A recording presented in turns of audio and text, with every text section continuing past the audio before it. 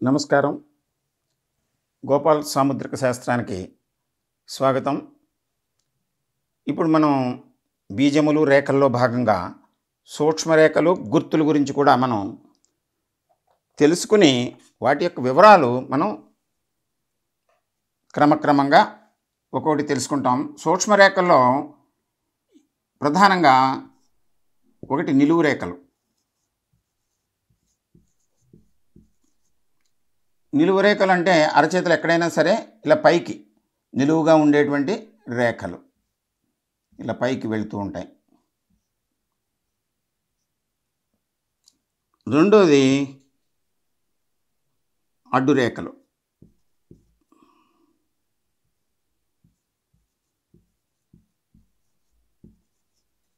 ఈ పర్వాల్లో కానీ అరచేతిలో కానీ ఎక్కడైనా అడ్డుగా క్రాస్ లైన్స్ అంటాం వీటిని.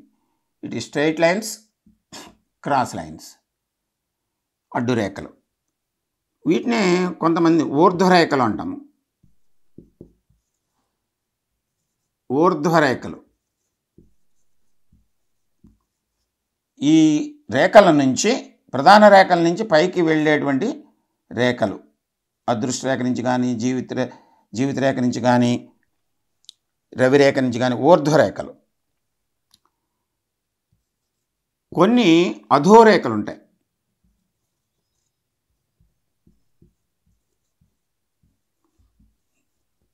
అధోరేఖలు అంటే ఈ జీవిత రేఖ నుంచి కానీ ఇలాగ లోపల వైపు కానీ బయట వైపు కానీ ఈ అదృష్ట రేఖకి ఇతర రేఖలకి, ప్రధాన రేఖలకి కిందకి వచ్చేటువంటి వాటిని అధోరేఖలు అంటాము. ఆ రేఖ ప్రారంభం ఎక్కడ, ఎండ్ ఎక్కడ అవుతుందో దాన్ని బట్టి మనం ఆ లక్షణాలని తెలుసుకుంటాం. అధోరేఖలు ఇవి సూక్ష్మరేఖలు అంటాం. ఈ సూక్ష్మరేఖలు కూడా వాటి యొక్క ప్రభావాన్ని మన అరచేతిలో, మన జీవితం మీద, భవిష్యత్తు మీద చూపెడుతూ ఉంటాయి.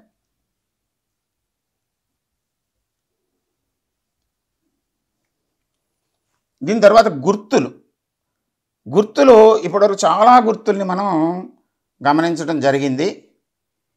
అలాగే రేఖలు, గుర్తులు మధ్యలో ఉండేటువంటివి కొన్ని ఉన్నాయి. గుర్తుల్లో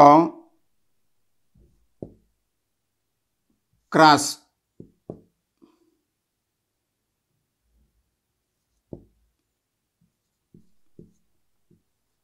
ఇంటూ గుర్తు, స్క్వేర్ చతురము, ట్రయాంగిల్ త్రిభుజము,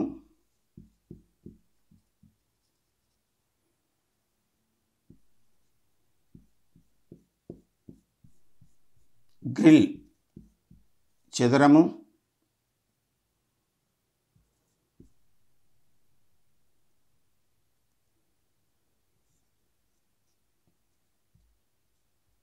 బాణము, యారో,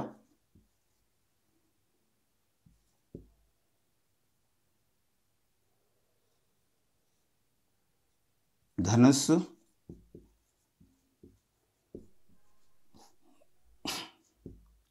స్టార్,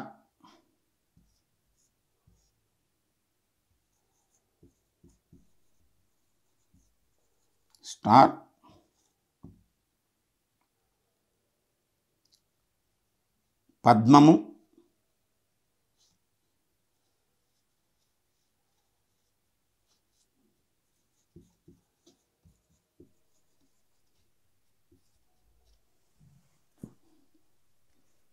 త్రిశూలము,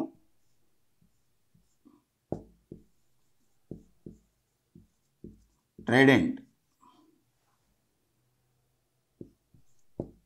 పుష్పము,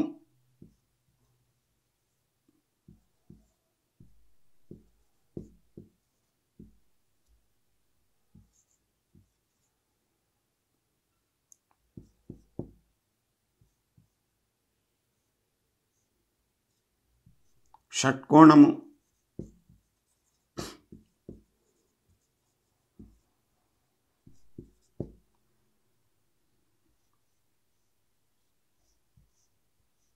వజ్రము,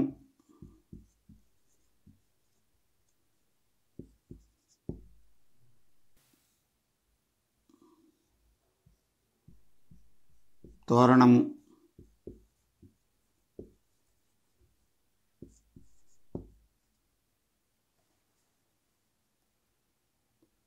రథము,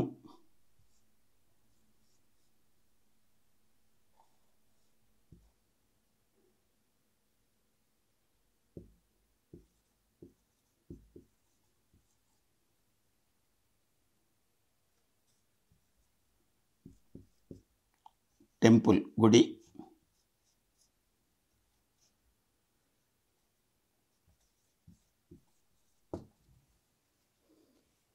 ఇలాగా మనం గుర్తుల్ని ఇంకా చాలా గుర్తులు ఉన్నాయి. చామరము, మకరము, మత్స్యము,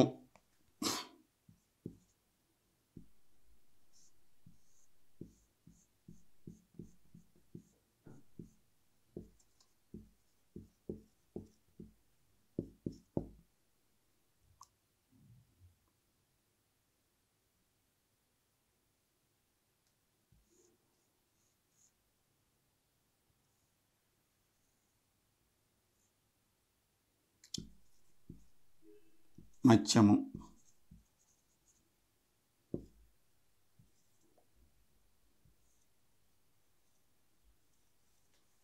మకరము,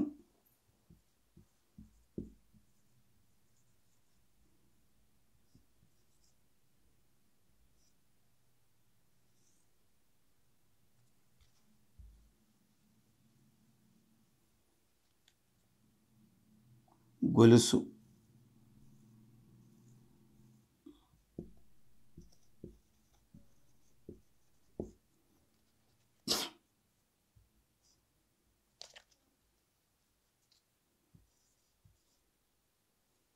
శంఖము,